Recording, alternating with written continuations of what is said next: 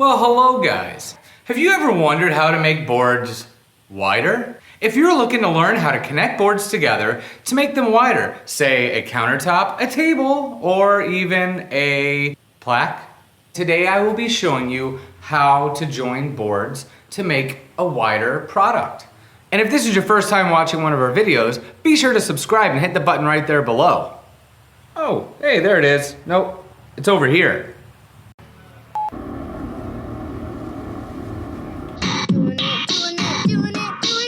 With Jason. Most solid wood, similar to this, comes in random sizes, widths, and lengths. These just so happen to be not the width I'm looking for. So what I'm gonna do is take more than one piece, show you guys how to join them together, glue them up, and then sand them. You're ready to rock. So for our project, we decided to use hickory. We're gonna be making a countertop roughly 20 inches by 36 inches wide. So what we wanna do is cut everything about an inch bigger all the way around.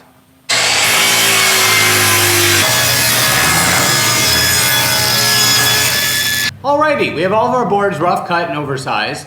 Next, we lay them all out and kind of just get an idea of how we want it to look. So here I laid it all out. I'm happy with the way everything's gonna be. So now I'm gonna show you how to mark each one to get them ready to be joined on the table saw.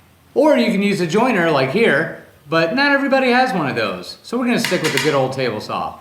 Okay, so here's the kind of tricky part, but once you get it, you'll get it. So what I'm gonna do is put a J where each piece is going to join. You can also mark a number so that way they all match and you don't lose track of how they go. So basically 1 and 1, 2 and 2, 3 and 3, and 4 and 4. That way, no matter how many times they get mixed up, I know as long as I see this pattern right here and they all line up, it will be the right way. Now we could just take all these boards and join them on a table saw by just sawing both sides evenly and putting them back together, and you'll be okay. That will leave a little gap here and there. So what I prefer to do to make a really good mirrored joint on the table saw, because even if your blade's off just a hair, it will not matter because we're flipping them. So we flip the middle ones, and there we go. Now this is how we will run both sides of everything on the table saw. What this will do is it will mirror the blade. So if the blade's off of 1 degree, the flipping it over will mirror that degree and keep everything nice and flat. So let's do that. So generally I will take the 2 middle ones first and go ahead and run those through the table saw. That way it's less confusion and you just get it out of the way. The idea here is I'm gonna be taking a little bit off of both sides, assuming you already have a straight edge on one side. Now after cutting that, I'm gonna now flip it back right side up and put it right back where it belongs. There you go, buddy. Now continue for the rest. Now you could call it a day and start gluing these suckers up, but we're gonna take one more step. So a biscuit joiner is a pretty cool tool, not too expensive, and it makes your joints a little bit stronger. So what it does is it slices a groove in the wood at a centered location so you can add a little biscuit, similar to this one.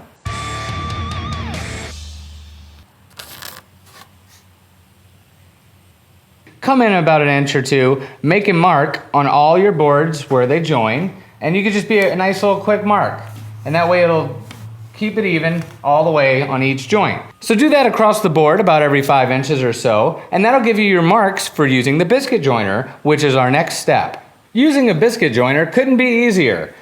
So you see your slot right here. Basically, you want that slot to be right in the middle of this board. So follow the instructions that came with your biscuit joiner and tell you how to adjust it, but the idea is just to have this slot right here. And our little line that we made with our pencil that matches the boards should line up with this little line that's here that comes on most biscuit joiners. So let's get started. And there you have it. Oh, so easy. Okay, after you got everything biscuit cut, go ahead and set it all back up, line everything up, get ready to glue. Special note, using the biscuiter, it will help line up everything when you're clamping it up and gluing it, so when it comes time to sand, you'll be patting yourself on the back for, it just helps. Let's glue. And of course, I only use the best. Everything's in the links below.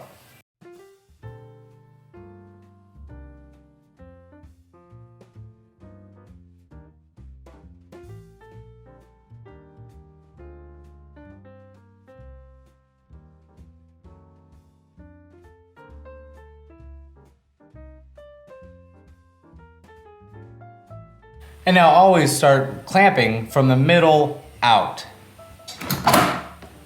And don't be afraid to use a hammer.